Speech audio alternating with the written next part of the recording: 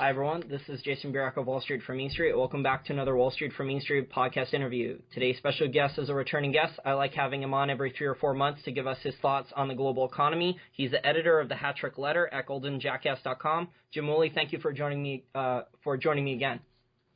Oh, it's a pleasure being back, Jason. As usual, events are fast moving. Oh, there's so much current events going on right now, and as usual, the U.S. mainstream financial media isn't covering any of them. I think you've been talking about for years that the Chinese have, this supersonic missile to blow up aircraft carriers. I think I just saw it in Bloomberg last week, so it shows you how far behind the U.S. mainstream media is. Yeah, well, the Russians have a supersonic torpedo. Can you figure that out? It goes 700 miles an hour underwater. I'm sure we'll find out about that. I'm sure the U.S. mainstream media will release that years from now. But I want to get into my first question. Recently, there was a secret meeting between Russia and a Saudi prince. Was the meeting about a coordinated oil production cut to move the price higher to save the world's largest oil-producing countries, or did it have something to do about Syria and its pipelines, or was there a mix of these type of things involved in this meeting? I actually think the most important topic during that discussion was Putin telling the Saudis to quit supporting ISIS. Very plain. You quit supporting ISIS, or you Saudi royals are going to get killed. That's what I think he told them. Not only that, but I think it was a general message that we're going to be working with the Gulf Emirates, the Russians were saying, work with the Gulf Emirates in order to better control the oil price. In other words, do away with OPEC and come up with something better. I think it's going to be the Gulf Emirates, Iran, and Russia together, forming a new cartel, but a more constructive cartel. And the first act, indeed, might be something very unusual, where the Emirates, when I say Emirates, I mean Saudi, UAE, Qatar, Kuwait, the nations that have no democracy. They're basically royal dictatorships and fascist rules under Islam, lunatic crap, where they behead people for violations, they cut their hands off for stealing something, but when their princes get caught for moving heroin through the Beirut airport, they get a pass. So I think the Russians were telling the Saudis, get your act together because we don't approve of you supporting with funds and weapons. And the funds are through narcotics. The ISIS guerrillas that the United States, British, and Israeli intelligence have organized. That's ISIS. The irony in there is that ISIS, Islamic State, Independent for Syria, something like that. I can't remember. Iraqi State for Independence in Syria. It has the same acronym as the Israeli Security, Israeli Secret Intelligence Service. So they want to change that to ISIL, the L being for Levant, which is a region that covers Iraq and Syria and part of Lebanon. Okay, the other motives were clearly, in my opinion, to start limiting output and allowing Iran back into the game. Just quit your fighting, you idiot Muslims with your Sunni conservatives and your radical Shiites. The Saudis have some very serious problems, but we'll get to that in a minute. I don't know how successful they're going to be in having the Emirates slow down some of their output so that the Iranians can sell. They're talking about 500,000 barrels in November per day from Iran. And in 3 months, another 500,000 to make 1 full million new barrels a day. I think if we don't get Gulf Emirate cooperation, we're going to see some significant impacts and bank system craters from hitting $30 oil. And we may get it anyway from the slowing economy, because you can talk all you want about a sluggish recovery and a very low growth global economy. The truth is the U.S. has a minus 4% recession and has for 7 consecutive years. The truth is that Western Europe now is in recession, and even Germany is struggling to avoid recession. I think they might have a slight recession. So that's what I think's going on. And if you saw the picture of Putin and Mohammed bin Salman, the crown prince under King Salman, who's senile and has stepped aside, they call him MBS, Mohammed bin Salman. MBS had a picture with Putin. And the body language was loud. It was like the, not the warden, but the school principal calling in a naughty kid, sitting at the table, not sitting in a chair next to the principal, where the principal is basically giving him a tongue lashing. What the hell are you doing? Supporting ISIS. So that's what I think's going on. Putin's been tongue-lashing Western journalists, too, from Western Europe and also the United States, who ask him questions and don't really, they just repeat the mainstream line. It's funny seeing Putin's speeches and subtitles when he's doing question and answer sessions with journalists. I don't know if you've seen those, but those are pretty hilarious. Him explaining, do you even know what's really going on and all these things like that.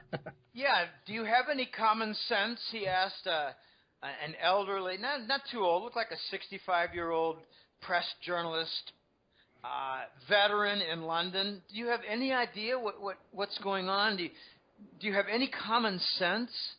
The guy was basically calling Putin aggressive in Ukraine. I mean, just ridiculous crap, as you say, parroting what my colleagues have called the official narrative. The official narrative is a bunch of crap. It's a bunch of just total nonsense that a lot of smart people in the United States have actually embraced. I like to point to my brother and my father. They're smart, educated people. My brother said to me 6 months ago during a visit, Jeanette, Putin's a prick. I said, do you know anything about him? And he said, well, yeah, So I rattled off 10 different things about Putin. He said, no, I don't know anything about them. I said, then maybe you shouldn't really have a strong opinion, John, because you don't know anything. Well, I read a lot. I said, what do you read besides the New York Times? Well, not much. Well, that's the narrative, Jim. I mean, look at the debates from both political parties in the United States, the Democrats and the Republicans. Some of the main questions all the candidates are being offered is what to do about Putin. So he seems to be, the new bad guy, the flavor of the month. Gaddafi in the past and Saddam in the past, and I guess Putin's the new bad guy now, who the military-industrial complex, the Pentagon, the Department of Defense, those types, they have their people in Fox News, on CNN, in the New York Times. They want to spread this message that Putin's evil, anything he does is bad, and it hurts America and all this stuff. Yeah, well, pretty soon I think there's going to be a wake-up call that Putin's main mission is to do away with the dollar. I call it the King Dollar Reign of Terror. And that's his offense. He does not want the dollar in his system. Take a look back and what happened a year or two before the Ukraine war began, and Putin booted out the Rothschild bankers. This is all a follow-on effect of booting out the big, ugly, Western corrupt bankers who, take a look farther back and you see that the same Rothschild family was involved in funding the Bolsheviks. I'm talking about funding the Soviet-Russian Revolution, funding Trotsky, hiring Lenin, the ideologues, the practical leaders, stealing their gold. They convinced the Tsar of Russia to move the gold to France and other points in Europe, the United States even. They never got it back. In other words, the Rothschild bankers created the Soviet Union after stealing all their gold. Naturally, the Russians are pissed off. Putin knows all about it. And that's the kind of stuff that people like my brother have no idea. They go, oh, really? Well, I don't follow that. Well, John, you're missing the main point. You're missing the motive for murder. the cause for war. This is it. He said, well, I don't know. Maybe I need to read up more on that. But he doesn't. And most Americans don't. It's so much easier to take a spoonful per day of the American Western news bullshit. Yeah, it's heavily sugar-coated, and most Americans don't, even ones who have history degrees, they don't understand both sides of the story and history. They just, I was a history major in college, and, most of the people I studied with, they just repeated verbatim everything that was in, the government textbooks. And that's, I guess, how most of history is written. It's written by the victors on whatever perspective they want. People don't look at the other perspectives, but these people in other countries, like Putin and so many others, they understand kind of what the other side of the story and what actually happened to them. Yeah, I asked The Voice, this is a very appropriate theme. I asked The Voice, what do you suppose I'll be doing in 5 years after the gold standard is back? And maybe the hat-trick letter doesn't have a lot of relevance because, well, there's not a whole lot of conflict, and we have the gold standard, and now it's a matter of rebuilding the economies, and the banks are recapitalized with gold. What do you suppose I might be doing? And he said, you might be writing a history book. The jackass might be writing a couple chapters in a history book. Yeah. I'm game. All right, let's move on. My next question has to do with the IMF. It is said Saudi Arabia can only survive at most 5 years of low oil prices at their current burn rate in foreign exchange reserves before they go bankrupt too. Almost every other OPEC producer has spent most of their oil profits almost as soon as the profits come in and are in much worse shape than the Saudis are. Will OPEC be going to China begging for a bailout if oil prices don't rise again soon? Well, yeah, I think this is going to be, it's going to be coming, I think, very interesting real soon when two things will be happening. The first is that the Gulf Emirates, led by the Saudis, are going to sell the Chinese oil in RMB. But then I think something else is going to happen. The Chinese are going to help to cover. It's basically to replace the capital costs, the business costs, the business investment. What's Saudi Arabia going to do, say, with all of their plant and equipment for Aramco? If they're not making money, are they going to maybe mortgage out their capital for Aramco and the petrochemical complex? So I think what we're going to see is RMB is going to be used for oil sales to China and maybe other parts in Asia. RMB is going to be used to cover debt in Saudi Arabian government bonds. RMB is going to be used perhaps for business loans against the vast petrochemical complex in Saudi Arabia that will want to borrow money on, basic commercial loans and terms and maybe some Aramco bonds or whatever, basic loans or bonds. We're going to start seeing RMB used for oil sales and capitalization of the entire global oil industry, the next spot like Venezuela. Okay, so this is going to be very, very interesting. The Saudis, they've got a budget problem. And I think one of the motives for the Yemen war is to steal the Yemen oil reserves. They don't talk about that in the Western press because that's not noble. It's a lot better to say there are a lot of Islamic terrorists in Yemen. That's for the morons in the crowd who make up the majority in the U.S. Unfortunately, I'm not among them. I looked for what the real motive was in Yemen, and I learned that being a southern neighbor on the same peninsula, Yemen is owner of gigantic oil reserves that are untapped. Okay, the Saudis have other big problems. They're being surrounded. To their east, there's Iran, and that used to be known as the Persian Empire. And they've been really quiet for 30 years, kind of like Russia was quiet for 80 years and then woke up. Well, guess what? Persia's going to wake up. Persia's got a control in Lebanon. They've got some control in Iraq. And if you look at the integrated relationships that Iran has in the whole Arab world, you see a significant presence in Lebanon, Syria, Iraq, even Kurdistan. So, to the Saudis' north, there's a lot of Iran. To Saudis' south, there's a lot of Iran working with the Yemenis. And it gets even worse.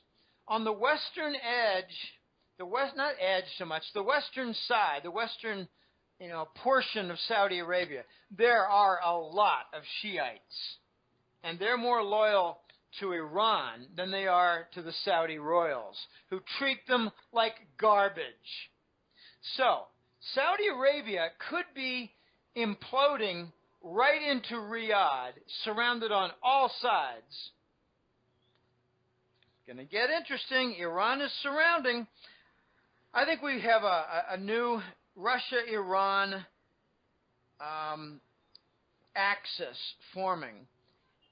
And part of the reason for the meeting with Mohammed bin Salman, the crown prince, with Putin, was to tell him, look, we've got this Persian-Russian axis.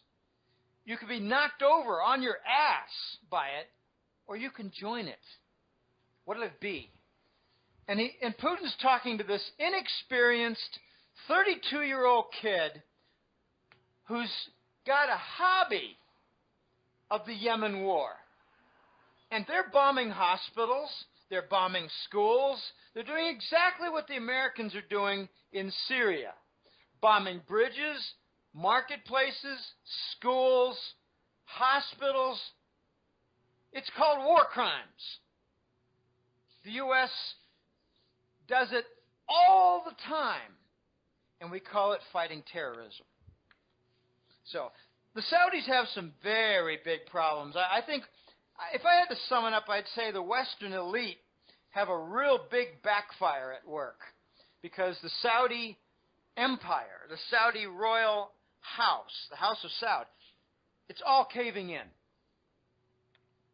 Yeah, Jim, and the mainstream believes that, the Saudis have almost unlimited amounts of oil, but we know from the WikiLeaks documents that came out, I think the first round with Bradley, now Chelsea Manning, that there were in the cables from embassies that, the Saudis have rapidly depleting wells and things like that. So it wouldn't surprise me then that the Saudis are looking for more sources of oil revenue and to replenish reserves and things like that. But it's just not being reported in the mainstream. But it seems that, the Saudis and OPEC's plan, whether, they were combining with Wall Street or they were combining with Russia or whoever, it seems like the plan was to, lower oil prices to a certain level and try to bankrupt the shale oil companies, but that seems to have backfired too. Everything the U.S. and apparently the Saudis have done has backfired. The Iran sanctions have backfired, the Arab Spring has backfired, ISIS has backfired, and now the lower oil price to wreck Russia, that has backfired. When Russia has 25,000 tons of gold, they've got a pretty significant war chest to weather the tough times. The Saudis don't. Unfortunately, the Saudis saw most of their gold stolen in Switzerland, and that's what Credit Suisse and UBS was all about. The U.S. came up with charges, and then they took over control of UBS, and they opened the vaults and stole the Arab gold. And they came up with other charges against Credit Suisse, opened the vaults after taking control, and all the Arab gold was stolen. So the Saudis don't have anything. All they've got is a bunch of Spanish and Los Angeles property, a lot of yachts. And the Voice made a comment last week that took me a little off guard. He said, a lot of foreign assets owned by the Saudi royals are going to get confiscated and liquidated. And I'm wondering exactly by who, but, that's a discussion for another day. Let me point out something regarding the Saudi depleted reserves. One of the guys on my team, he knows who he is, if he's listening to this. I've got a team of about 8 colleagues. They're all smart as hell. Not much gets missed by us.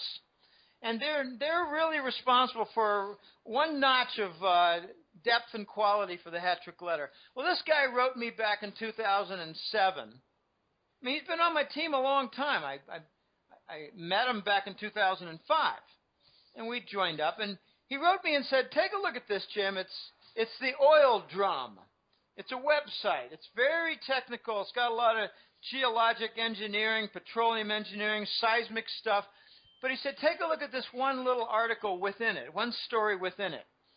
And it was about the water cut of Gawar. Gawar is the largest oil field in the world, and it's rapidly getting depleted. And I think it's majority depleted right now. But he said evidence of the depletion comes in the water cut.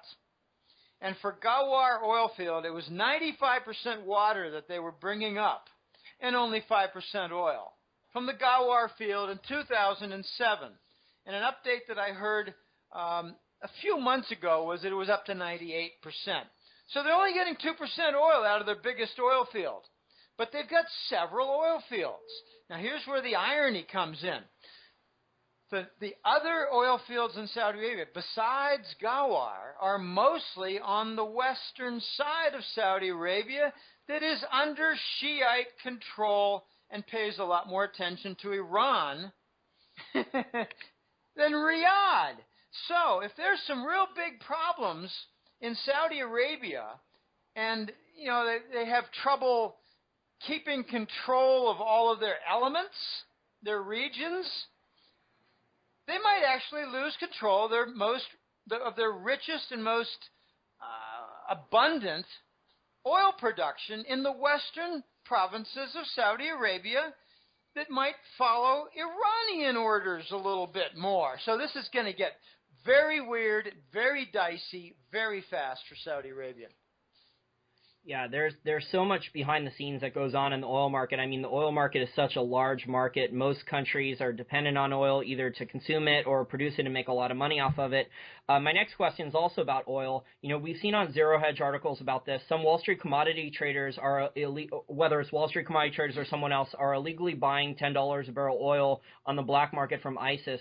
Why haven't the buyers gotten caught when it would seem to almost anyone pretty easy for the U.S. government to be able to track the trucks with satellites or or Israel or any of these other people who have satellites or boots on the ground to check to see who's moving the oil? There's no law on Wall Street. That's not surprising. I guess if there's a buck to be made, right, I guess they don't care about the law. Well, let's look at some of the illegal things that have been going on. To begin with, one of ISIS's customers is the Turkish government. Do you find that strange? That's NATO, right? So Turkey's a puppet of Turkey's controlled by NATO being told what to do? Well, yeah, that's kind of proof that NATO is behind ISIS if they're buying ISIS oil. But really, I follow things like, not accounts and locations and countries and individuals and mules. I follow generally the narco money laundering and what kind of commitment the money launderers have. And what I've found in the last few years, and this goes back to 2005, 6, 7, Bank of America and Citigroup are heavily involved as in their core in narcotics money laundering. Bank of America and Citigroup. Okay, then I came to learn that about 15% of it's a cut of 15% for narco money laundering movements. Okay. Then there was a case of Wachovia being caught with Mexican narco traffickers, and I looked to see and calculated what the percentage of the fine was, and it was 0.3%. Well, I think that's a pretty good cost of business, don't you? So narco money laundering is responsible I should say, whatever they move, they get 15% profit on. So if they're not making money in commercial loans, they're sure as hell making a lot of money in narco money laundering. But, the Wall Street banks have really never been brought to justice for all the mortgage bond fraud. I mean, there's $280 billion worth of penalties and fines and whatever for multiple years of criminal activity in bond fraud, and not a single felony has been charged, and not a single person has gone to jail. Of course, a lot of guys have been tossed out of windows, but I think that has to do with hiding the J.P. Morgan, what's the name of the guy? Bruno Ixel, the London whale. They didn't want it to be known that that was really a $100 billion loss, not $8. So the people who knew that it was $100 billion, they were thrown out of windows. But there were some others that were thrown out of windows because J.P. Morgan lost some Russian mafia investments. But then you had other, besides the mortgage bond fraud in Wall Street, you had the MERS title database that allowed them to sell multiple times one particular mortgage on multiple different mortgage bonds. So, I don't need to justify or really even resolve criminal activity in Wall Street. It's been going on a long time. There's no law in Wall Street. It's part of the fascist business model, Jason. I mean, when you had the Patriot Act and 9/11 and all that, I started promoting the concept, not as a good thing, but as a terrible thing that would result eventually in the collapse of the United States and its economy and financial structures. I started promoting the concept of the fascist business model, where the big corporations become really part and parcel of the U.S. government, like, for instance, Goldman Sachs running the Department of Treasury, like, for instance, J.P. Morgan acting as agent for the Federal Reserve, and the big pharmaceutical companies working closely with the military to devise laced vaccines that kill people. And, GMO foods with Monsanto, Halliburton with its fracking of oil. All these are criminal corporations, many of which are satanic, and they really run the U.S. and the policy. Now take a look at the financial regulatory bill. It was proposed by Ron Paul and a bunch of good people. Before you know it, Citigroup and Goldman Sachs were writing the whole thing. I'm making concessions, but there's no law in Wall Street. We're now looking at the climax of the fascist business model that was fully embraced after 2001.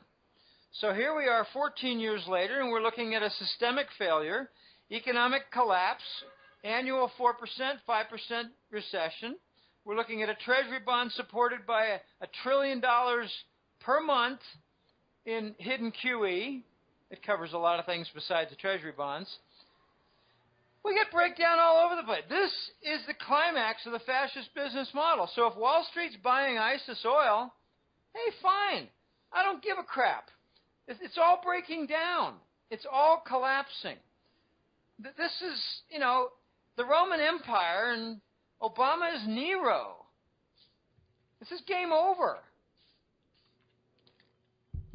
In our last interview, you talked about a massive oil bust that was coming, and we've seen that the last 12 months. So I definitely think you correctly predicted that. But why haven't we seen banks go bust from shale oil loans yet? Is the Federal Reserve secretly bailing these banks out? Yeah, but more importantly, the banks who are on the hook are issuing patch loans. Let me give an example. Let me just make up the name, Baker Hughes.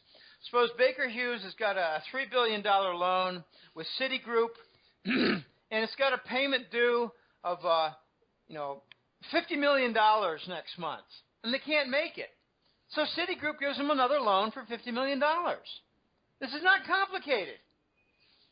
It's like, borrowing money from one credit card company to pay off your other credit card company, except it's all the same company, Citigroup.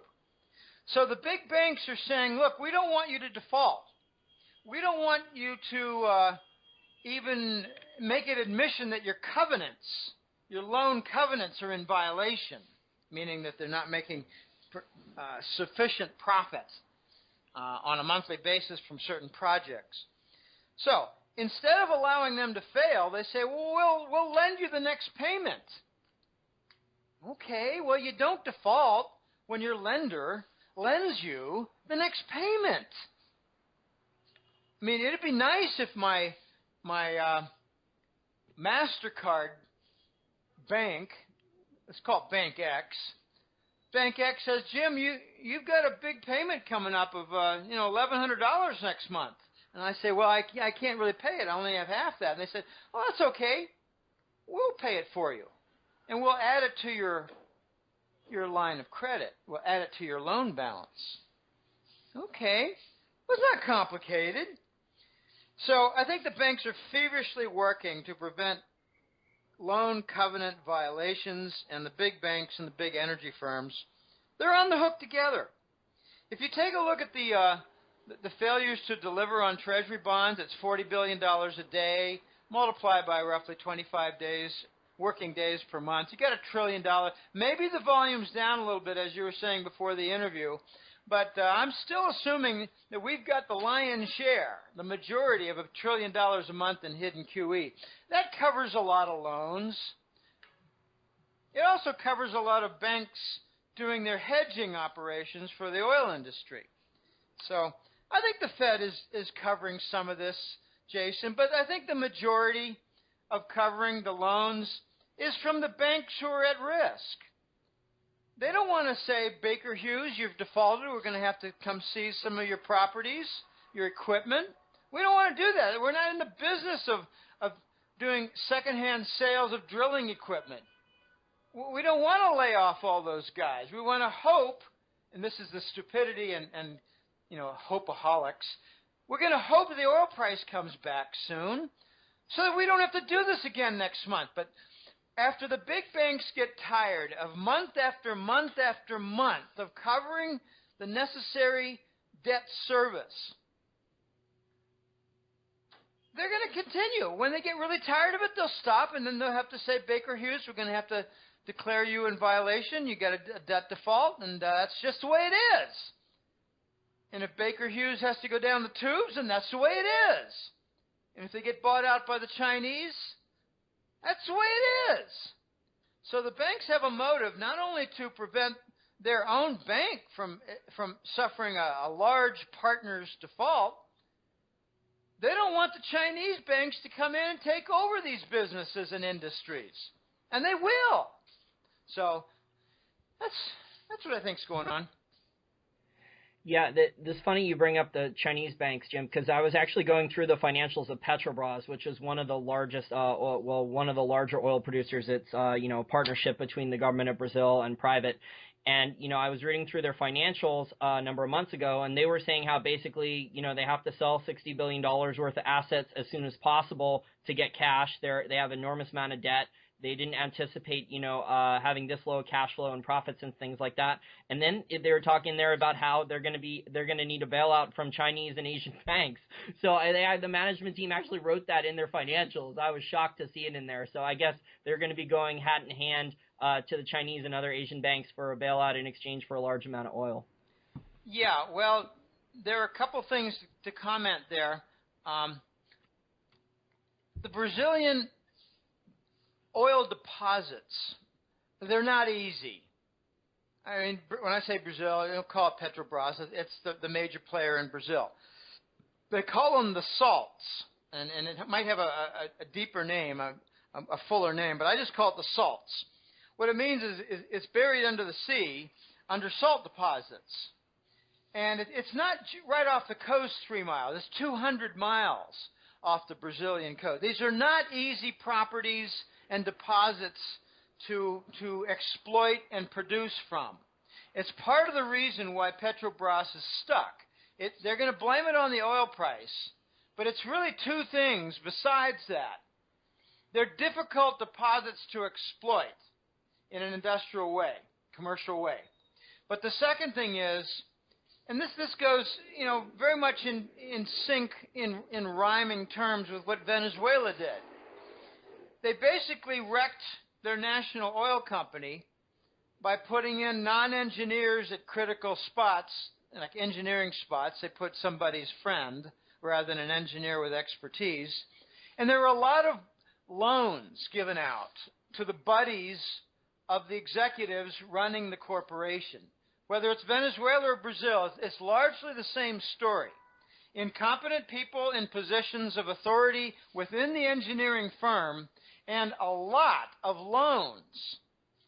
sweetheart loans given to the cronies. So if you take a look at the entire set of debt for Petrobras, I would not be surprised if, say, 10 to 25% of it was actually sweetheart corrupt loans that they'll never see again. And they're going to blame it on the oil price. Now, China's going to come in there. Bear in mind that on the Brazilian shipping pier, the biggest pier in the world, it extends 3 miles, and the Chinese built it. It's off the Brazilian coast. I don't know exactly what city it's next to, but it's a gigantic shipping pier. The Chinese are already there. The Chinese-Brazil yuan swap agreement was the first one. It was the model. It was the prototype. The Chinese are already there. Brazil was invited to be a BRICS nation. B as in Brazil. But of all the BRICS nations, Brazil is the one that's hurting the most. And, you know, they talk about infrastructure investment by the BRICS Bank. They might want to start looking at reforming, not bailing out, but reforming Brazil. Because it's a basket case. And it has to do with difficult deposits and a lot of bribery and loans. I mentioned the loans, the sweetheart loan, but there's a lot of bribery to, you know, get things approved and, you know, overcome certain standards that weren't met. But it's very complicated. Yeah, look at all the wasted construction money on the World Cup. They have, you know, white elephant stadiums around the rainforest, and they've had collapses there prior to the World Cup. Now they have the Olympics coming up soon. A lot of those deals were arranged, you know, on no bids, cronyism, and things like that. So it's not really going to help. Those events are not really going to help the economy, especially with the low commodity prices. I mean, it's just going to be onerous debt that that won't help out the Brazilian people really. No, there's a lot of weird things that happen in preparation for the World Cup, followed by the Olympics. I hope the Olympics go off well. They probably will. But I've got some friends who go down to Colombia, and I've got a couple friends who've gone to Brazil. And they come back and they tell their stories. And one of the stories they tell about Rio de Janeiro is they emptied out all the brothels, all the bordellos, all the whorehouses. They got rid of them all in the city. And they told him, you must operate, if you wish to continue, you must operate outside the city limits. Because we don't want you here during the World Cup. Oh, my goodness. Yeah, okay. Well, they fixed that. Yeah, they fixed it. They just moved it to someone else's jurisdiction, and they didn't fix it at all. Well, what they just it means, moved it. and let's get practical here. We're talking about single mothers making a living and single women making a living where maybe few opportunities exist. They're gone in Rio. How's that going to affect the economy? They're gone. Crime's going to go up. They're going to resort to selling cocaine. Yep. Okay. And with you know low commodity prices, Brazil was so dependent on exporting commodities to China or other countries. That's gone too, and now you know the crime was, I heard, pretty high in Brazil, but I'm sure it's going to spike even more now. Oh yeah, when the economy goes down, the crime rises. All right, well let's move on. I wanted to add that about Petrobras because I just did a story in the November Hattrick Letter report on that, so it was fresh in my mind. All right. Okay, my next question is about Christine Lagarde. She's had some controversial comments come out. She's a head of the IMF. Our listeners are not familiar. She seems to approve of the RMB going into the SDR very soon, which is a special drawing right. But the U.S. government appears committed to blocking the RMB into the SDR for at least a while longer. How much longer can the U.S. government block the RMB going into the SDR? I don't know. How many more months do you think the U.S. government is going to tolerate $100 billion in Chinese sales of treasuries? I mean, you take a look at why the IMF is turning around on its decision. I point to two things. August, September, October timeframe, China dumped $250 billion in treasury bonds.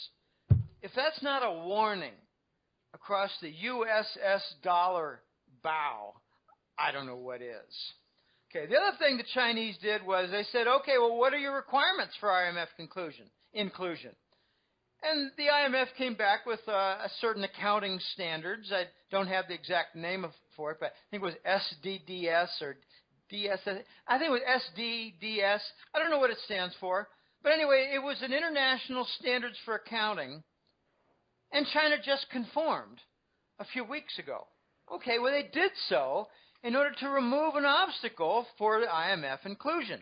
The Chinese didn't stop there. They came out with a rudimentary, I mean, it's not full-fledged, fully operating, multifaceted yet, but they came out with a competitor to the SWIFT banking system. And from what I'm hearing, the voice told me, this is slick, and it's a little bit easier to use, and it's a little bit more, it's got a couple of steps, got about 3 steps to it. It's basically a certain special credit card swipe as one step. It's a screen operation submission on another step. And bang, $100,000 just moved from A to B, and it did not go through the Federal Reserve. So the Chinese International Payment System, CIP, I wish they'd call it CHIP. They're calling it the CHIPS, but it's the CIPS. That rocked the Western banker elite in their home. Okay, so we're going to see the RMB inclusion very soon, and what I'm finding is that only 2 or 3 financial analysts in the entire West, and I'm really not even sure that they're from the West. I think one was from Standard Chartered in Hong Kong, but 2 analysts came out with estimates that if the Chinese RMB joins the dollar, pound, euro, yen in the special drawing rights, there would be an immediate consequence that would have to be fulfilled in the next several months because of practicalities. The global banking system, by that I mean South Korea's banks, France's banks, Sweden's banks, UAE banks, they would all have to start buying up in order to meet the quota, meet percentage requirements. They're going to be guidelines. They're not going to be strict. But they're going to have to buy up what is estimated to be about $1 trillion worth of RMB government bonds from China. Now, if the global banking system has to buy $1 trillion worth of RMB bonds, do you think maybe they're going to be getting rid of some treasury bonds? Yeah, it sounds almost like kind of a strategic default then from one system to another, because we have these currency swap deals that China has been setting up for the last number of years, and we have the emerging markets and commodity currencies with the commodity prices dropping. They can't pay off their dollar-denominated debt because they borrowed too much in dollars, and we have China ready to step in with the new system here and give them, I guess, lower interest rate loans and things like that the U.S. Banking system probably wasn't able to give them. Yeah, and we haven't even covered we're not planning to, but the emerging market nation debt. So these Western banks have a lot of shit coming down the pike, Jason. Pardon my French, but they're not really talking much about the consequence of RMB inclusion. It's going to be a massive dumping exercise of treasury bonds, and I'm not going to stop there. I believe it's going to have a follow-on effect of these same nations saying, wait a minute, we're not just going to dump treasuries to replace them with RMB Chinese bonds. Let's get some gold, too. Let's start doing the right thing and making a stable South Korean banking system. Let's get some gold in here. So it's going to be, I think, a mass exodus out of U.S. Treasury bonds into RMB bonds and gold bullion. So this is a very big deal, and I'll admit that I made a mistake. I made a mistake on this IMF conclusion. I said about 4 or 5 months ago, it was maybe around June and May, I said the IMF made a big mistake. They're playing bully, and they just said no and broke some of the agreements, and the Chinese are really pissed off. So look for some Chinese reaction, and the U.S. and the European bankers and the London bankers are going to do their dead level best to try to keep China out of the room in the special drawing rights room that has the U.S. dollar, the British pound, European euro, and the Japanese yen. But then we saw the Chinese satisfy the accounting requirements, but more importantly, they sold $250 billion worth of treasury bonds. Wow. And so they made their presence known, Jason. And I think what we're seeing here now is I think we're going to see a gold march toward the recapitalization of the Western banking system. Go ahead. And speaking of gold, we have record demand for physical gold, and physical silver demand is still very strong. But, the paper price it just keeps going down. And, when you look at the chart, it's just getting worse and worse and worse. What happened, the technical chart for the paper price of gold and silver, what happens to gold and silver supply available if many gold and silver mines shut down and mines start going bust? Do you think Wall Street is planning on buying gold and silver mines up as they go bankrupt? I really don't think so. And I watch one company in order to give me the best indication on that direction. I look at the company that Wall Street has the tightest relationship with, the biggest clause in that mining company's back, and that's Barrick Gold. There was a time when they had a second executive board where it was more like ex-presidents and corrupt narco kings like Papa Bush and Mulroney. They were on the second board. What's Barrick doing with a second board with Bush on it? What are they doing? It's because they're in charge of gold policy, linking up with Wall Street, U.S. government, and take a closer look at some of the contracts that Barrick was involved in. And in the late 1990s, they had what was called the Evergreen contracts. The Evergreen gold contract allowed the Barrick bigwigs, like members on their executive boards, and their executives in running the company. They sold gold with no legal obligation to deliver on the metal. What the hell is that? That's called official gold suppression in the market under legal terms dictated by these elite mucky-mucks. And only Barrick is involved in that. So I look at Barrick nowadays, and, they got some serious problems. It's not just the Pascua Lama project on the Chile-Argentine border. That's an $8.5 billion sink. Somebody blocked that. And you can say, well, the Chilean government just blocked it. Well, who's behind the Chilean government? What kind of power does Chile government have to stop the Wall Street Barrick juggernaut with their evergreen corruption and blocking an $8 billion Pascua Lama project on environmental violation grounds? What's that all about? Someone's behind Chile. And I think it's China. I think the Chinese said, don't mess with the Chilean government because we got their back.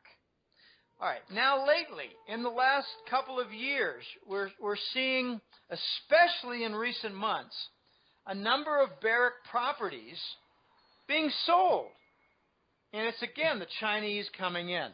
So I like to look at Barrick as the example, as the model, as the, what's the word?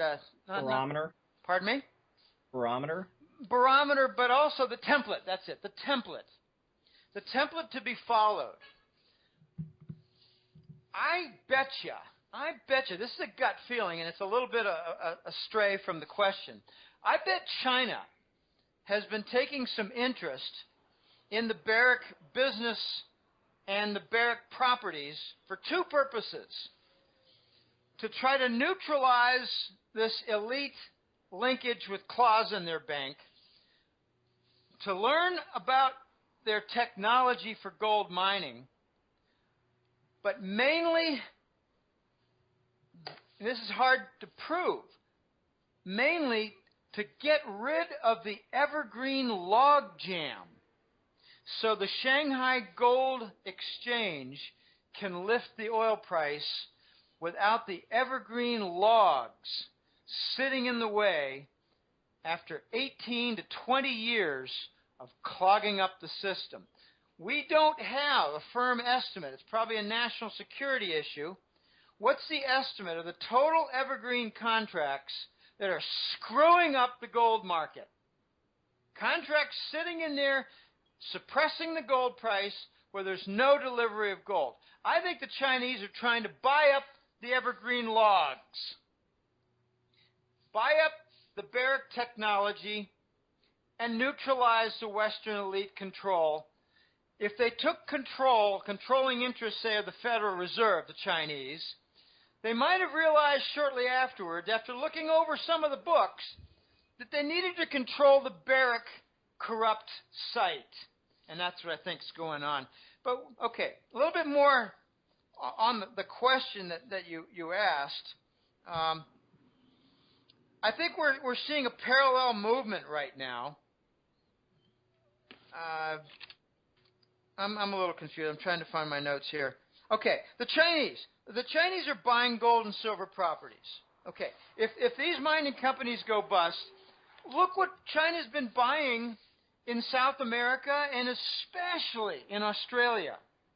Australia is basically a mining country, and they've got a little economy on the side that sits on the coastline, while the 90% of the interior is involved in mining via BHP Billiton. BHP, by the way, stands for Broken Hill Products, Broken Hill Production, because they were a client of Digital way back in the 80s when I was there. And Broken Hill had not merged at that time with Billiton.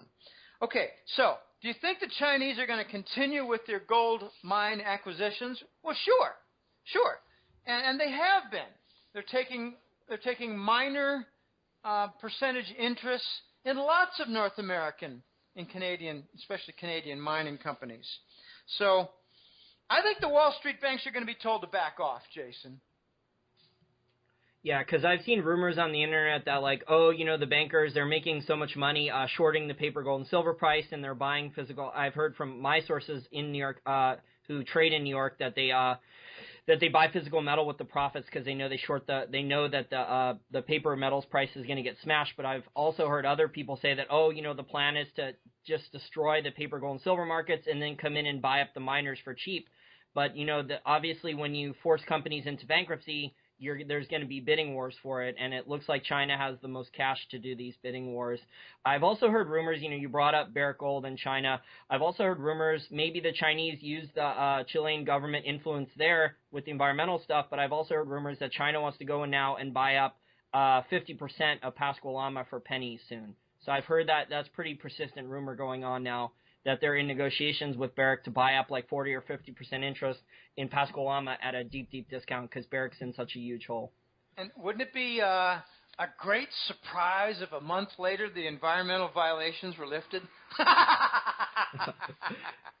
It wouldn't surprise me at all. Okay, here's two points regarding the U.S. banks.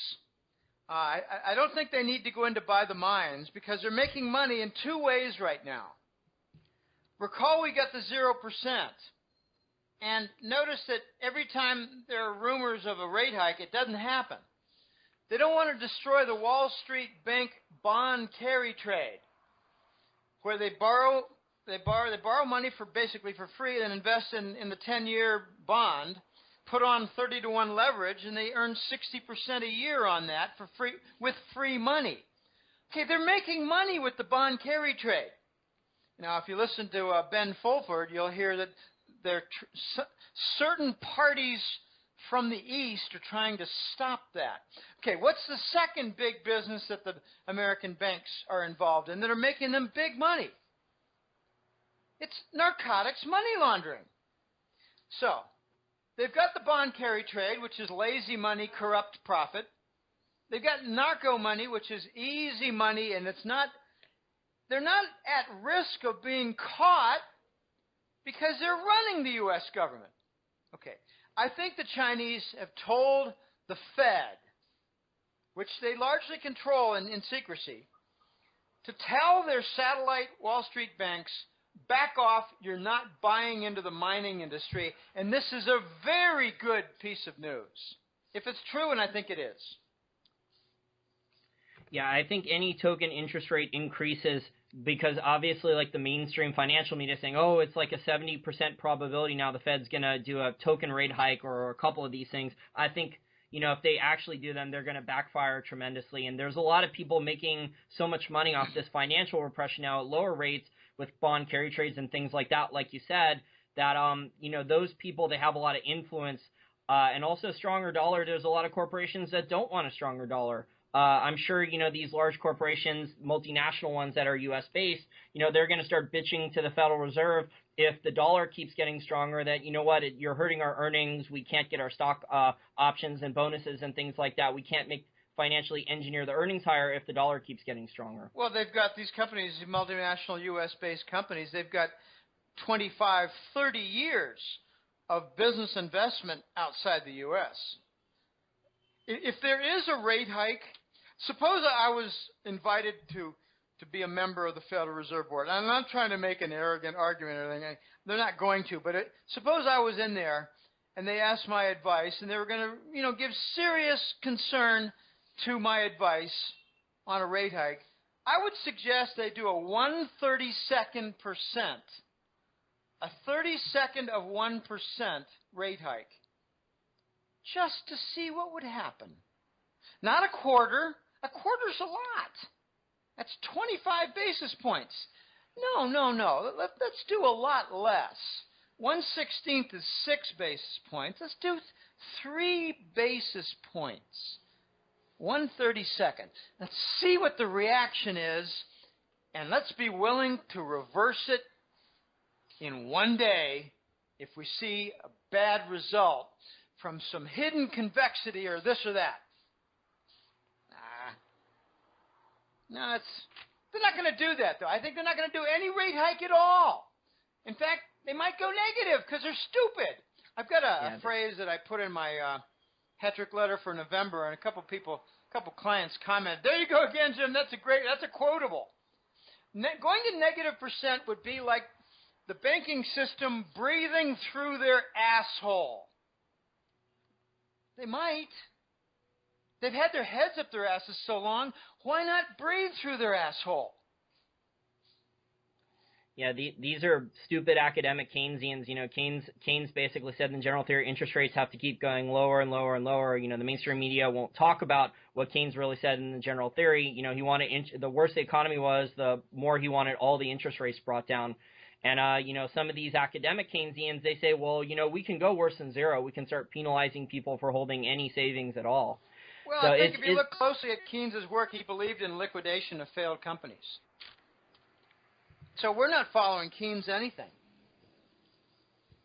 Too big to fail is a violation of Keynesianism.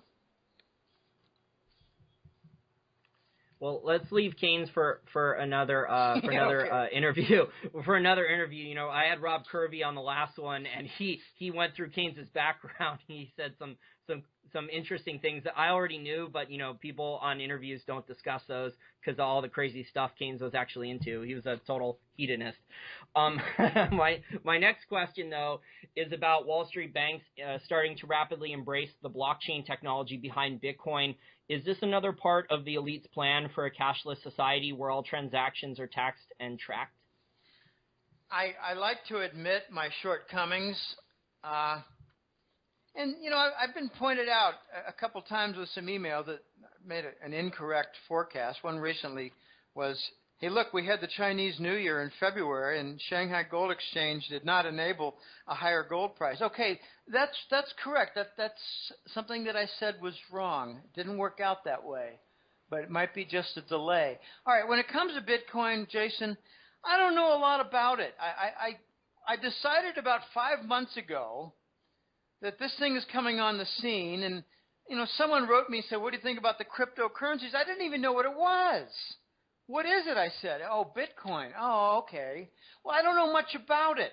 I decided 5 months ago that I would need a full month of heavy study to come up to speed on what Bitcoin and the cryptos are all about. I don't have that time, and I don't have a staff. No one on my staff is an expert on that. I've been a guest on a couple of interviews with, he called himself Ben Quixote, but it's the BitShare folks. And, you know, I tell them I don't know a lot about these cryptocurrencies. So what we try to do is not so much to dance on the edge. We try to get very involved in in some of their major causes that are linked with the things that I know about, so we discuss them. But when it comes to the big banks embracing Bitcoin and blockchain technology, I don't even know what blockchain is. I think in general, given my suspicions of the banks, I think they've decided that this thing has some critical mass, so they better join it, infiltrate it, alter it, and corrupt it. And now's the time they need to do that. Because if they don't get involved much in it, it might get out of control in its legitimacy. So what I do is I try to think of a parallel. Think of the financial regulatory bill. What was that, 2010? It had really good beginnings. But then it got infiltrated by the big banks and the lobbyists. And before you knew it, what started out as a noble, very noble project got corrupted by Citigroup and Goldman Sachs, who wrote the whole thing. So, join it, infiltrate, alter, and corrupt, just like the Financial Regulatory Bill, otherwise known as Dodd-Frank. I think they're realizing, Jason, that it's reaching critical mass. There are some people that, well, a couple people on my group of colleagues, they think this could really become the standard for gold-based retail. And I thought for the longest time, until a year ago, that the basis and foundation for gold-based retail was going to be larger platforms having to do with gold trade notes and their purchase with gold backing, and debit cards operating below that platform. But it could be that the blockchain is good. It could be that the BitShare, Bitcoin, I really don't know the differences, so I don't claim to. I don't like to make stuff up and say, well, this is the way it is. No, I don't know. But I'm pretty damn sure that the big banks are worried about it, and they think this has got some critical mass. So they're starting to take some action. I'd like to see the big banks blocked on all cryptocurrencies as a consequence in legal settlement for their bond fraud. Yeah, Blythe Masters has actually, she went from creating derivatives and credit default swaps and things like that at JP Morgan, and also, I guess, manipulating the paper, gold, and silver markets or helping to. She left, and JP Morgan just gave her, I think, $30 million to start her own blockchain company, and she was on the cover of Bloomberg magazine about, the blockchain and things like that. So it makes me very skeptical as well. I think you're very onto something, that Wall Street is going to look for ways to manipulate the market. I actually had a friend of mine, this is a story I've told to listeners in the past, a friend of mine was at a Bloomberg conference in around the New York area a couple years ago in 2011, and Gary Gensler was there when he was the head of the CFTC, and he was asked about gold and silver market manipulation after he gave a speech in front of, a lot of famous mainstream financial journalists and billionaire money managers, and he basically just said people nowadays he admitted gold and silver markets are manipulated, and he said people just have to assume that if a market can be manipulated, it will be. So I guess that will be the case with Bitcoin. Wall Street now, since it is a pretty fairly large market of a couple $1 billion at least, there is money to be made there in the tens of millions or hundreds of millions trying to figure out how to manipulate that market. Well, we're going to see some ring fencing. The legitimate cryptocurrency players like BitShare, they're going to do their dead level best to eliminate the participation of the big banks and to advertise their lack of participation in the process in order to build the client base. If you're going to build a client base, you're going to have to rely on idiots, morons, and total fools to join a JP Morgan cryptocurrency. So they're going to try to work, the J.P. Morgan crowd is probably going to try to work the financial sector, while the innovative originators and developers of cryptocurrency are going to probably do their dead level best to erect large fences and say, no, we don't participate with that. We're not compatible with that because it's out of J.P. Morgan and they're responsible for billions and trillions of bond fraud. So I'd like to see in some of the settlements coming up, there are always new criminal fraud settlements that Wall Street's involved in because there's no end to what they're doing that's criminal. I'd like to see the cryptocurrency crowd get in there with the judge and say, we'd like to be part of the settlement. Okay, it's a deferred prosecution, which means we're not going to prosecute you now. We might later, but they never do. It's not deferral, it's forgiven. Not a deferred prosecution, it's forgiven. It's not going to be prosecuted. They don't admit a felony, no one goes to jail, no executive resigns, sometimes they're fired, forced into whatever. But I'd like to see the cryptocurrencies guy get in there with the judge and say, Wall Street, you cannot be involved in cryptocurrencies as a consequence of your fraud. And I don't think it'll happen, Jason. I don't think it should, but it won't. Well, it's supposed to be open source, so people are supposed to be able to watch it for manipulation, but they're trying to create, private blockchains where they can do this manipulation. So they'll just, since the code is open source, they can copy it and make their own private blockchains with manipulation, things like that. You brought up, fraud. Did you see the news story that just came out recently in Bloomberg? It was that there's now a huge class action lawsuit being filed against a lot of the major Wall Street banks for interest rate swap fixing and manipulation. No, that's welcome news, and it's a little late. Wasn't that supposed to be 2 years ago with the LIBOR? This is an additional one. I'll send you the link to that after the interview. Well, that's fine. I thought that was pretty much a skate that Barclays and the Wall Street banks got for at least $2 trillion liability. Again, they're too big to fail and too big to take action on a $2 trillion liability. So, hey, I welcome this. Maybe it's something they can't escape, or maybe it's something, I hate to say it, but maybe it's something the Chinese will usher along and make sure it doesn't get shoved under the rug.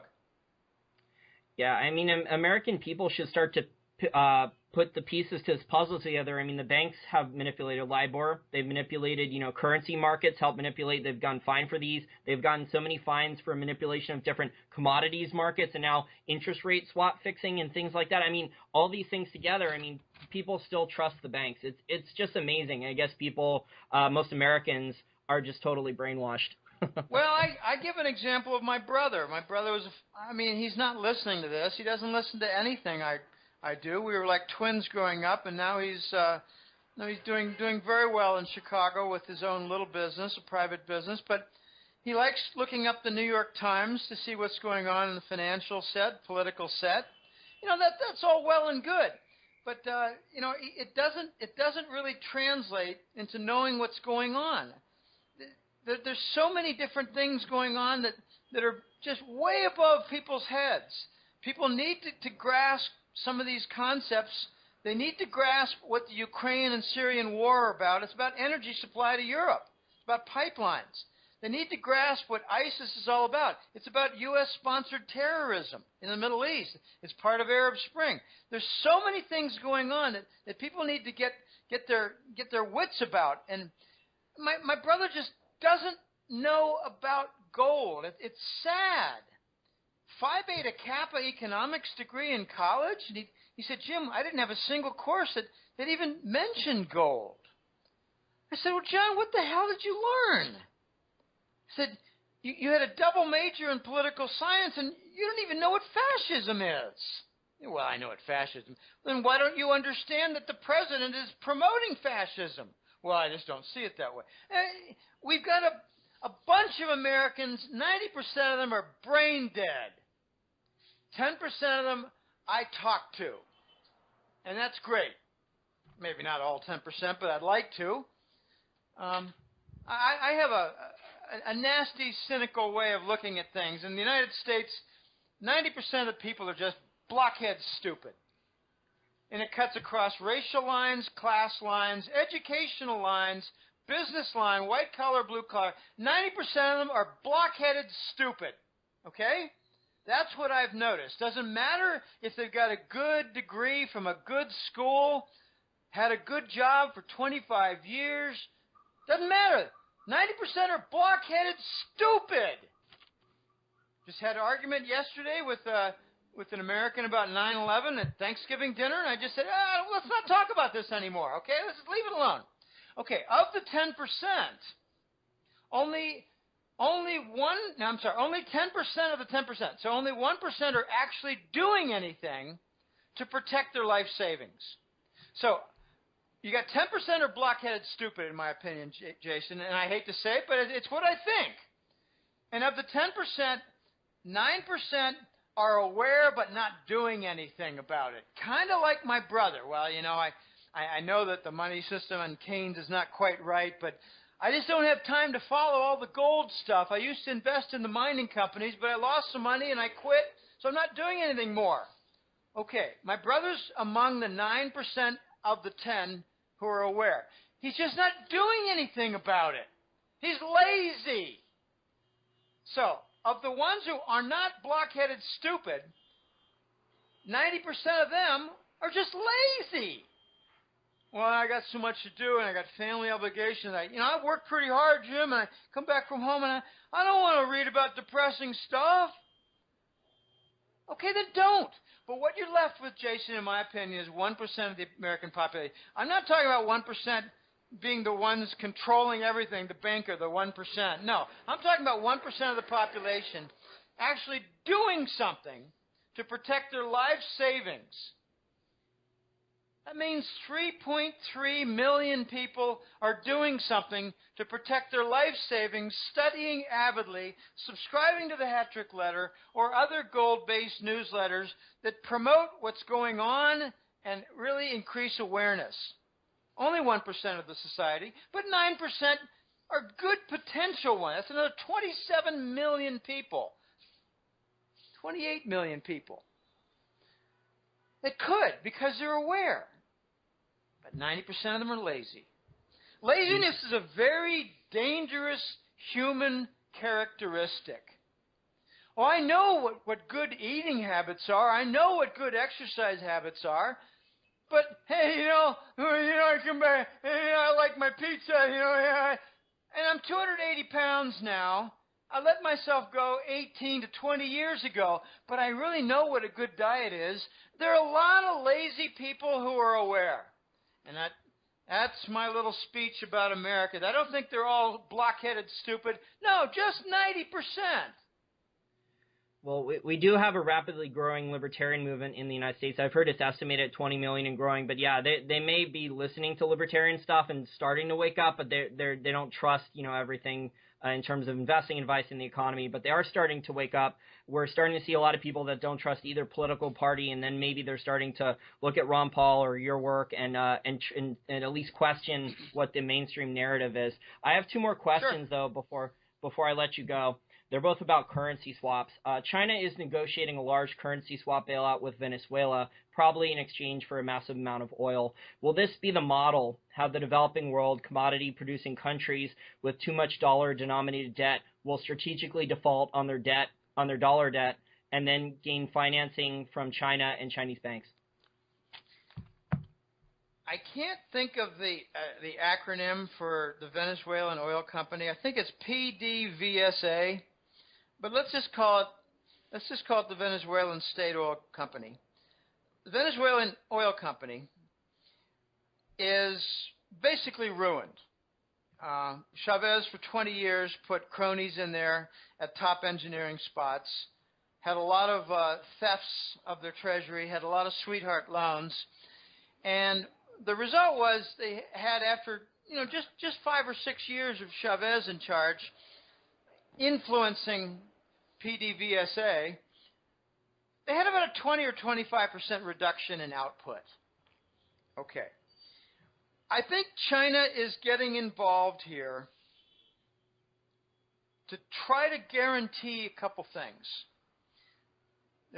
they realize Venezuela is a basket case. I mean, it's ridiculous. It's Maduro, which means mature, President Maduro, I don't know that he was responsible, but one of his main opposition leaders in the campaign was just shot to death yesterday. I mean, how would it be if, we got this presidential campaign and one of the American candidates was shot to death? I mean, it would be cause an uproar. But this is kind of standard fare in some Latin American countries. And it might have been Langley who killed him. Because Langley killed one of the Brazilian presidential candidates. And I've got Brazilian clients who tell me they killed more than one Brazilian presidential candidate over the last 15 years. So I think China is trying to line up some guaranteed oil supply. That's one thing.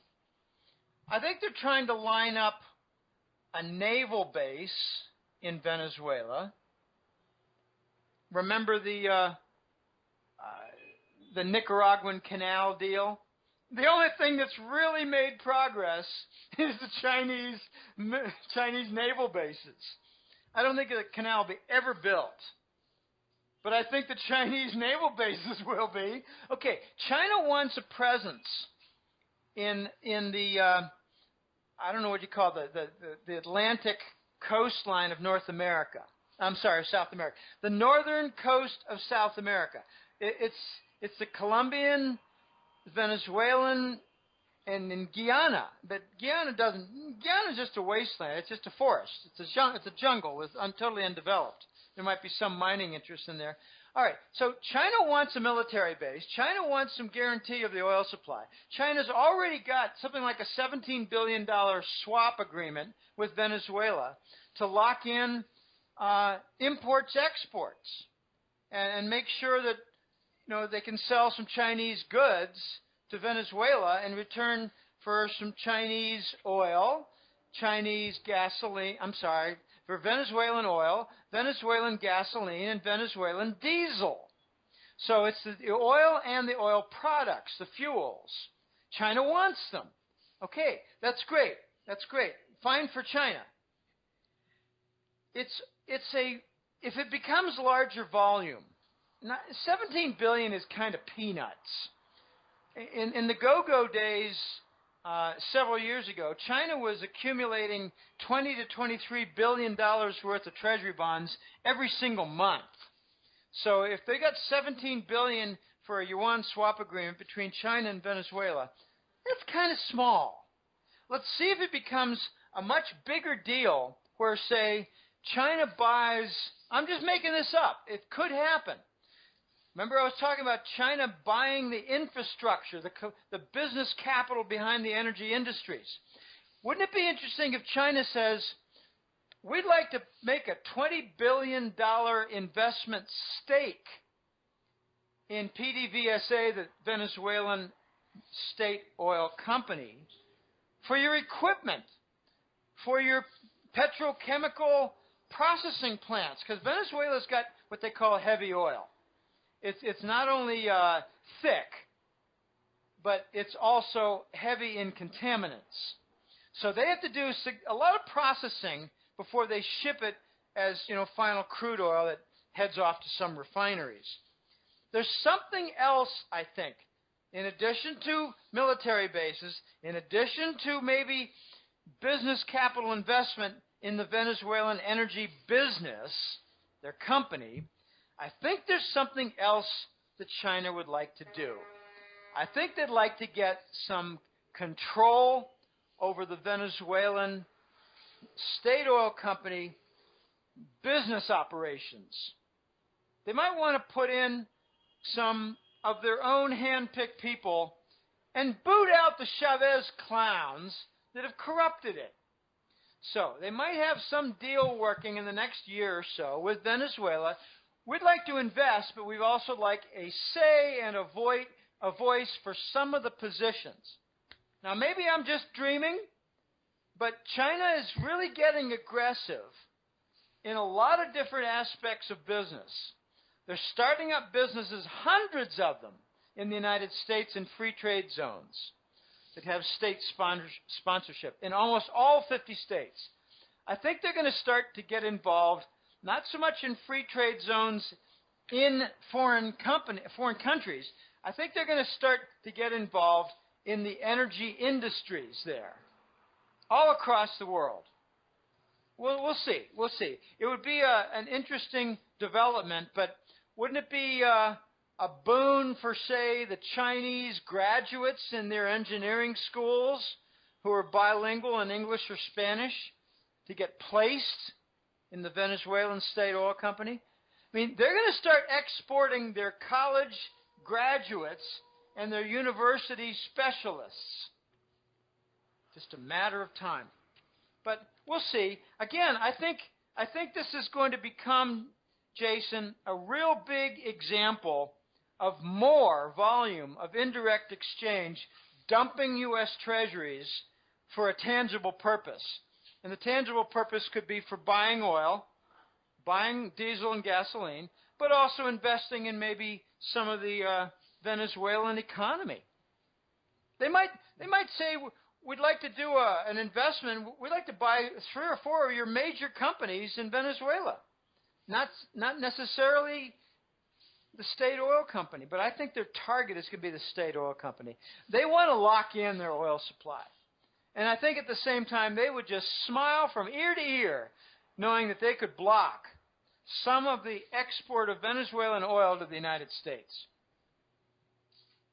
Yeah, I think, Jim, that Venezuela also has a lot of undeveloped gold mines, too. There was a lawsuit there. The government confiscated the assets of a gold mining company, and then the gold mining company tried suing them in international court to get some of their money back. But there's a lot of other minerals and things like that, like copper and gold and things like that there, too. So I'm sure China would be interested in that if they could buy it for cheap, considering how dire straits Venezuela is. You heard about how much a 12-pack of condoms in Venezuela costs on the black market, right? No, I haven't. It's $700 American for a 12-pack. Well, I'm surprised there's not a black market taking some of the Costa Rican supply, because we got lots and lots of condoms down here. Oh, it's I'm sure there is, but there's big crimes for that. So it's basically like a felony in Venezuela to smuggle anything in. So you're risking, your life and jail time and things like that to smuggle in baby food and condoms and things like that. So there's pictures. Our listeners can go and Google this or check on Twitter. There's pictures of like guys smuggling in powdered baby food, like taped all of their body, right? And, make a big profit on the black market and try to get people, babies, food and things like that. But, the guy's like risking his life just smuggling that into Venezuela. Yeah. Well, let me just make a comment, a little asterisk comment. In Costa Rica, the primary brand, in Spanish is marca, the main brand for condoms is from Thailand.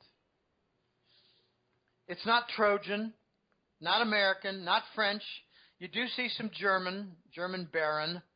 I see Trojan, but there are a lot fewer Trojans than there ever were 10 years ago here. And the main one is from Thailand, Durex. So that's just a little side comment. I like to look at a lot of different things on the economy. I don't just follow the brands for condoms. I notice that I do some strange things on my days off. I say, I'm going to take a bike ride. It's about 6 miles. I'm going to go out to that mall. I'm just going to cruise around, have lunch, and come home. And what I do is I look to see how many shuttered locales, they call them, shuttered little shops there are. Liquidation sales. First is liquidation sale, then it's shut down. And you got basically an empty little shop. And they put paper on the front, and they say alquila, means for rent. And what I've heard from a well-informed gringo, this is several years ago, one of the tricks from the gringos here is to buy or rent a shop in a mall for the unexpressed purpose of losing some money. It's okay. They'll only be losing about $800 to $1,200 a month. Okay, they're trying to sell something. Who cares what it is, whether it's, leather goods or shoes or clothing or whatever. My joke is here, oh gosh, another clothing shop? Oh gosh, another shoe shop? No, there's so many. They don't last long. But it's a front to lose money, do some remodeling that might cost, $2,200, but they're going to call it $22,000. And the $22,000 tax deduction. What's that worth in the U.S. tax structure? About $7,000. Okay, so, and then they go out of business in a year. They lost a lot of money. They had a huge tax write-off, and it was a very profitable venture when you add everything up. And there's one mall here. It's called Terra Mall. It's east of town. It's very nice. It's got a modern, great theater with, not exactly IMAX, but it's got some extra advantages to the theater. And I go there once a year or so.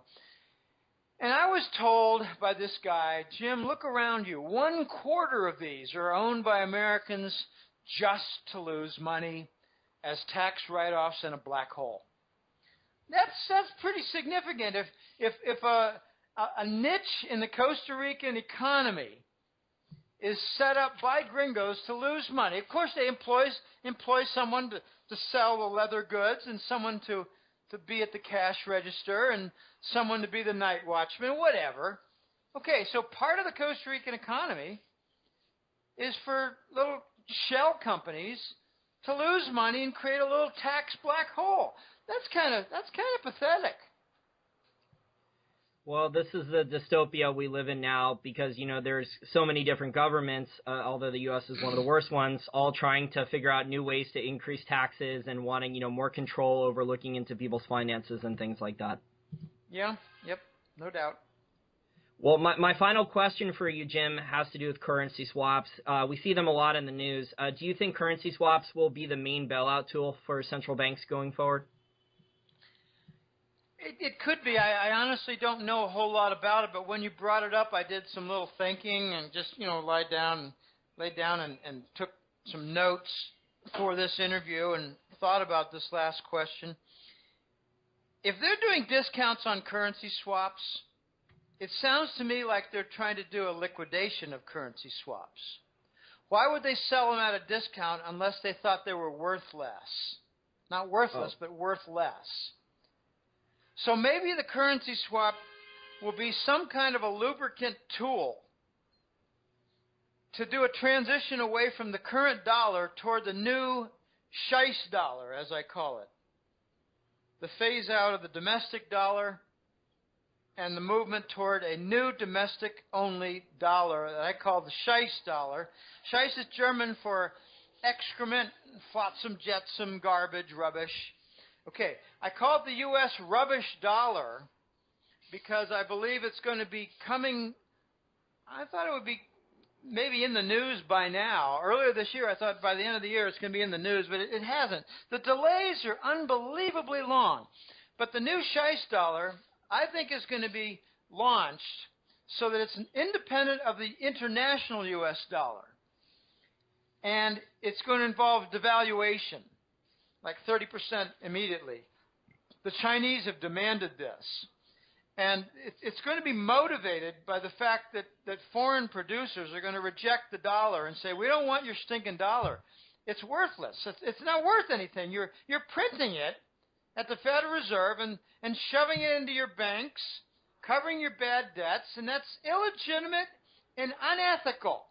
So the foreign producers are going to say, we want you to come up with your own dollar and devalue it so that it's real.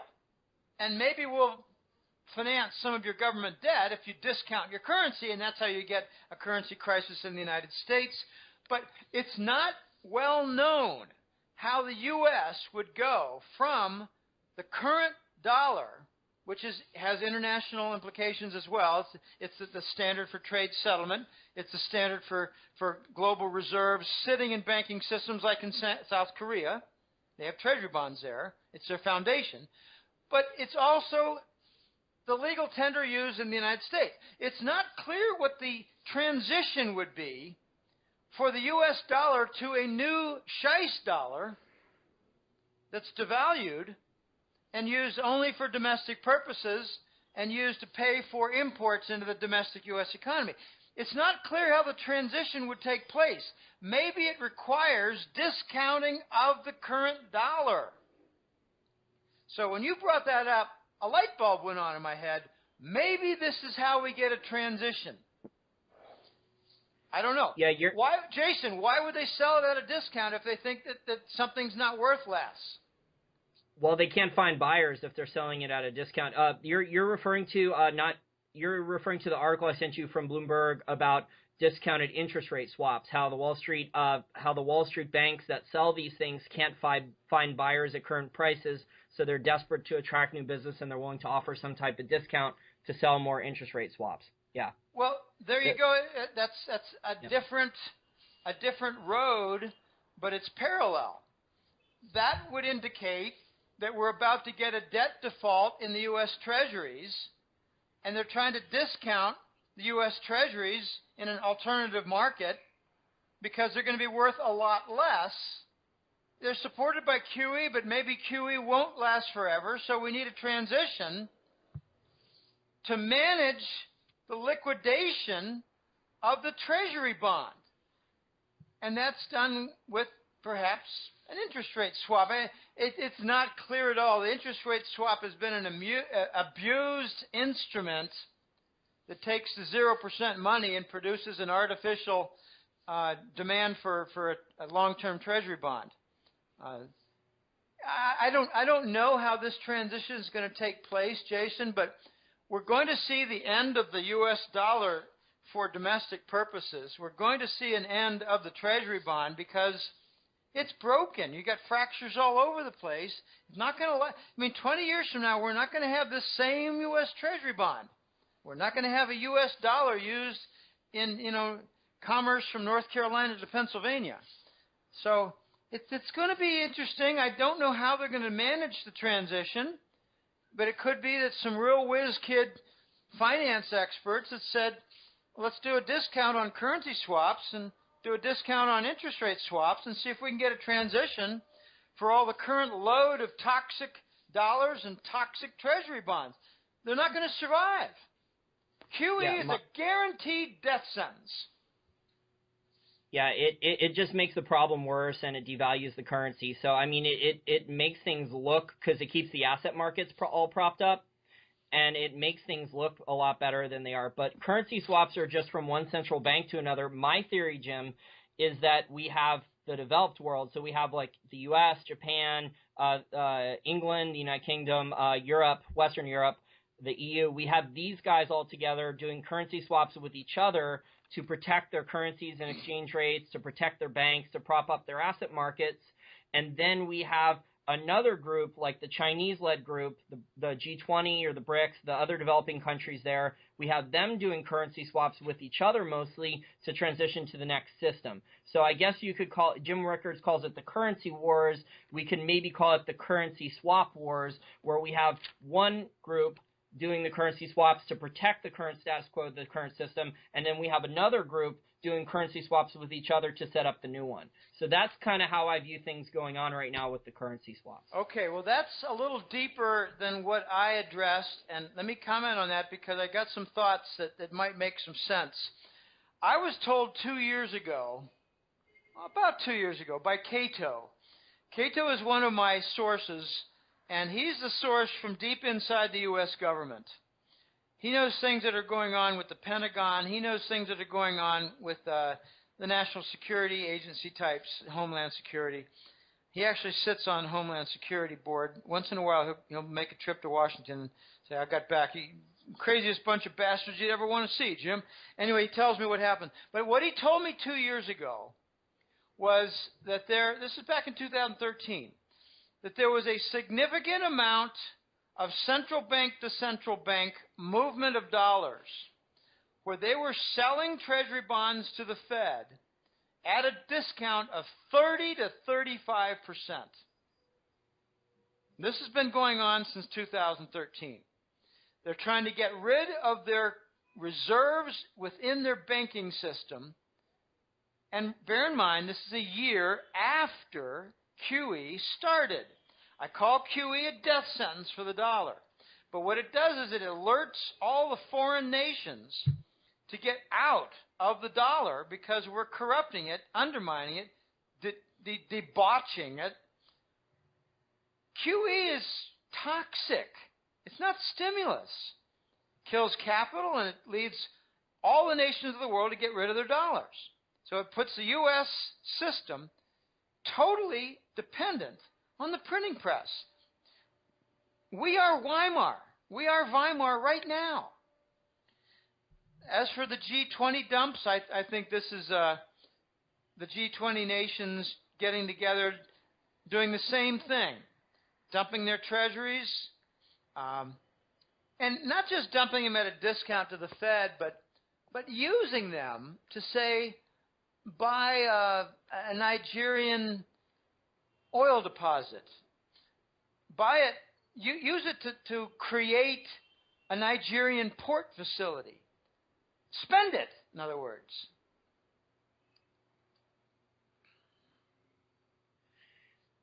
This is so complicated. So many things going on behind the scenes. I mean, we may never find out the truth. You know, even if there's a total systemic collapse like in 2008 or worse, we may never actually find out all the truth. You know, we do have these stupid biographies coming out from Ben Bernanke and others, though, trying to, you know, steer our direction towards what they want to tell, the partial truths and lies and things, misinformation. Let's learn about Ben Bernanke and all the things he wanted to do but didn't. Right. But, you know, take a look at World War II. It was 70 years ago, Jason. Do we really have definitive historical treatments of what happened? And did the historical treatments mention Operation Paperclip? Did they mention that Hitler escaped to Argentina to live out his life? Did it mention that Hitler went to Hawaii once a year for birthday parties with all of his buddies? No, the historical treatments are not historical treatments. They're more layering by the victors. Oh gosh, the voice has got some experience in Middle East and Africa, and he's got a quote about lions. It goes something like, "You're never going to glorify the lion unless the lion eats and kills all the hunters." The lion is never glorified unless he eats all the hunters. To the victor go the spoils and the opportunity to write the history books. So, well, Jim, who writes World War II history books? The U.S. government? Yeah, the victors. Yep. So all the scummy crap that they did, they don't talk about. It comes out later. Later, we hear about Operation Paperclip, where several hundred, if not 1,000 Nazis entered the U.S. government, banking system, and industry, including Joseph Mengele. He went straight to Langley, where Walt Disney had a contract with the CIA. Wow. Yeah, another thing is, you know, Jeb Bush, the Republican presidential candidate, he was asked a question if he would go back and kill baby Hitler, but, you know, then I guess people weren't aware of the history that his grandfather, Prescott Bush, was involved doing a lot of he was a former Wall Street guy. The grandfather was doing, you know, big business deals with the Nazis and things like that, and I think he was also involved in trying to, you know, the Bolshevik Revolution and trying to set up a central bank there. So, I mean, the people who ask these talking heads these questions, I mean, they don't really understand history. No, they don't understand history. They don't even want to know that Prescott Bush, the father of Papa Bush, the grandfather of Jeb and baby George the moron, they don't want to know that Prescott Bush was caught in a coup attempt of Franklin Roosevelt. And Franklin Roosevelt decided, no, I don't want to earn the wrath and vengeance of all Prescott Bush's friends that remain in the government. So I'm going to give him a pass for a failed coup, which was treason and sedition. And I'm going to give him a spot in the Central Intelligence Agency, which is so new and so young that no one gives a crap about it. And his son became the biggest narcotics dealer in world history, worth over $5 trillion. Nothing surprises me anymore with all these stories. I mean, like, we still haven't, the government still hasn't released, like, all the information from the Kennedy assassination. It keeps delaying it, so it's all a bunch of BS. There was a leak not a leak. There was a whistleblower story supposedly about how the head of the CIA lied about the Kennedy assassination. I mean, that was over 50 years ago, and we're probably still never going to find out the truth. No, they'll wait, to the point where nobody really cares. It doesn't matter. We got a new crisis. We're going to be waiting for the revelation of what happened on 9/11 and how Israel was way behind that. No, we don't find out what's going on. We just move from crisis to crisis. But I think we're going to lose our country. I think we're going to lose the United States. The Chinese are already in control of the Federal Reserve. The Chinese already control most of the West Coast port facilities. The Chinese own 30% of almost every major city's commercial buildings in the United States. So we're well along to losing our country. And I give the challenge, and I drop the gauntlet to China. Please reindustrialize the United States, because the Rockefeller Foundation suggested that we outsource our industry in the 80s and 90s, and we did so, but we ruined our country. Well, unfortunately, Jim, I think any industrialization, we're starting to see evidence of this now, because politicians are trying to force wages too high that small business owners can't pay. We're going to see robots and automation. So any industrialization might mean rapid loss of jobs even further. I've seen some studies saying that 40-50% of all jobs in the next 2 decades could be lost in the United States due to automation and robotics. Well, that could be. I think we've been saying that for a long time, and this equipment you're referring to is extremely expensive and not all that easy to operate. So I don't think it's going to have as much traction as you might, but I think the Chinese already are reindustrializing the United States. I did something, I think it was a September newsletter for the Hat Trick Letter. I took a chart that I found, a client gave me, and all you had to do was say, touch your arrow from your mouse on Pennsylvania, and there was a list of 40 companies doing business in Pennsylvania as free trade zones sponsored by the Pennsylvania government, and almost all of them were Chinese. Every state had a long list of free trade zone businesses. Almost all of them were Chinese. So I think we've got a lot of progress. I look when you make your point, I think, well, sure. I don't remember the last time when a guy actually came out to the gas pump and pumped in 12 gallons into my tank. I did it myself by running the credit card. So that machine took someone out of a job. Okay, well, that's fine. The U.S. always likes to say, yeah, but the jobs just shift. Instead of a guy pumping your gas, you have a whole organization making those machines. Well, that's true, except they're usually done in Taiwan. We exported that, remember? So, I look to see about the exported jobs more than I do the automation of jobs and the loss of the lower level income. It's usually exported, where the good rosy jobs of designing and manufacturing those gas pumps is not in the United States. Labor's cheaper elsewhere, and I always point out Taiwan. Taiwan is that's a real miracle spot. They got so much patents there, patent ownership. It's an amazing little country. Well, Jim, I just want to thank you again for your time today. I had a great discussion. Please tell listeners where they can find the Hat Trick Letter and your other work. Well, it's real simple. It's www.goldenjackass.com. And in business now 11 and a half years. Still enjoying it. It's a labor of love. It's getting to be it's changing. Honestly, Jason, it's changing. We're really not getting more solutions. So every month it has to be a certain challenge to get motivated. And I do. But it used to be, well, we're going to get a lot of progress toward goal. But no, now we're looking at maybe the prospect on the corrupt COMEX market of 1,000. And people are getting discouraged. So there's a lot of discouragement as we work toward the climax. Anyway, it's www.goldenjackass.com. And I offer in the Hat Trick Letter, which is found there, a lot of encouragement. because I produce lots and lots of stories. They're not my own. Some are, but I take stories that are emanating out of Asia and Europe that the United States doesn't pay attention to. The United States doesn't pay attention to about 60 to 70% of the interesting stories that happen.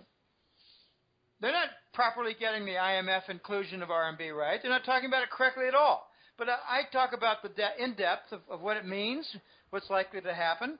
So the hat-trick letter offers a lot of hope and encouragement and motivation for staying the course and continuing to invest in gold and silver bars and coins, and to continue getting out of the paper investments like bank certificates, stocks, mutual funds, bonds, annuities. Get out of them. Pay the taxes, invest in silver. Get out of your stocks, which they're propping up, sell high, thank them, and buy low the gold and silver, which they're keeping down, and when you buy it, thank them again. I tell you, isn't it the key to investing to sell high and to buy low?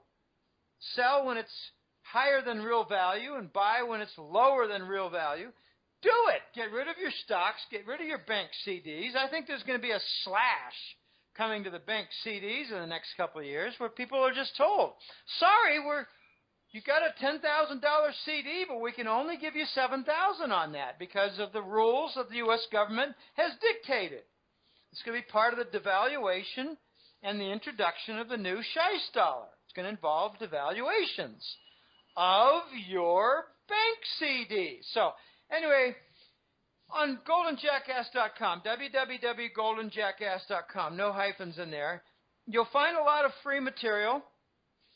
Interviews like this, I always ask the hosts, sure, but you got to give me a link so that the subscribers and the followers for Hat-Trick Letter and my work can listen to the interview, and that's how I do it. But I occasionally come out with a public article. I wrote one yesterday in the morning of Thanksgiving, and because there's not much to do, I had my work done, and I wasn't due for the Thanksgiving dinner until 2 p.m., so in the morning I wrote a public article, the first one in a little while here, I think a couple months, but the title was Triggers for U.S. Dollar Collapse, and movement for the crude oil down to $30 is one. I think it's going to cause tremendous problems in a chain reaction. Another one is emerging market debt is going to start to default. It's going to cause a chain reaction and enormous problems.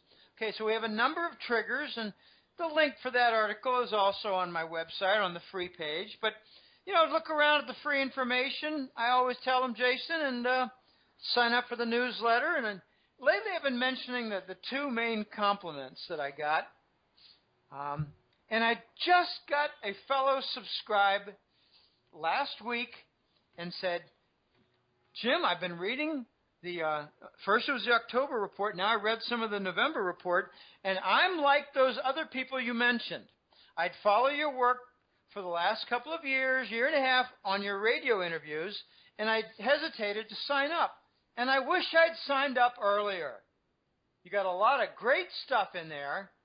It's a lot to read, but I don't have to read it all in 1 hour. I read it piecemeal, and you tie things together really well. Okay, that's one comment I get. I wish I'd signed up earlier. And the other one is people who they signed up before Lehman in 2006, and then in 2010 they just got tired of nothing getting fixed, so they had 4 years with the Hat-Trick Letter. They just signed up again. They said, I missed you. No, not my personality and warmth. They missed the work. They missed.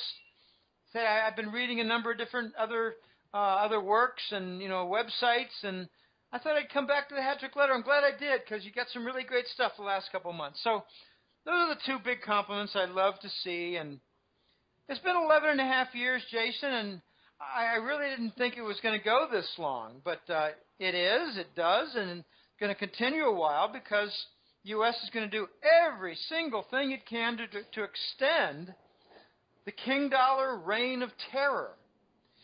But now we're getting unmasked. ISIS is being seen internationally now more by people as being an American and Western tool for terror export. Our main exports, by the way, are toxic bonds, diabetes, genetically modified food seeds, fracking of oil, empty containers. Take a look. We have 200,000 empty containers leaving Los Angeles just this year. Empty containers. Amazing. Welcome to dystopia. And people think that we're the nirvana ideal utopia nation. No, we are the axis. We are the central axis of fascism. The former communist nations of Russia and China, I believe, are the big hope for the West to join up with them, not to isolate from them. We're going to start seeing some progress, I think, Jason, in the next few months where Russian sanctions are pushed to the side in Europe. It's going to happen. We just had Juncker. I think he's an EU commissioner, Jean-Claude Juncker. He recommended that they ditch the Russian sanctions. A main leader in Germany, I think the vice chancellor, has recommended that get rid of the Russian sanctions. And what's happening is the nations that are joining up with Russia to get rid of ISIS and fight terror are realizing in order to do that, we need to break ranks with the United States. So let's get rid of these sanctions. It's very interesting, the movement after the Russians started attacking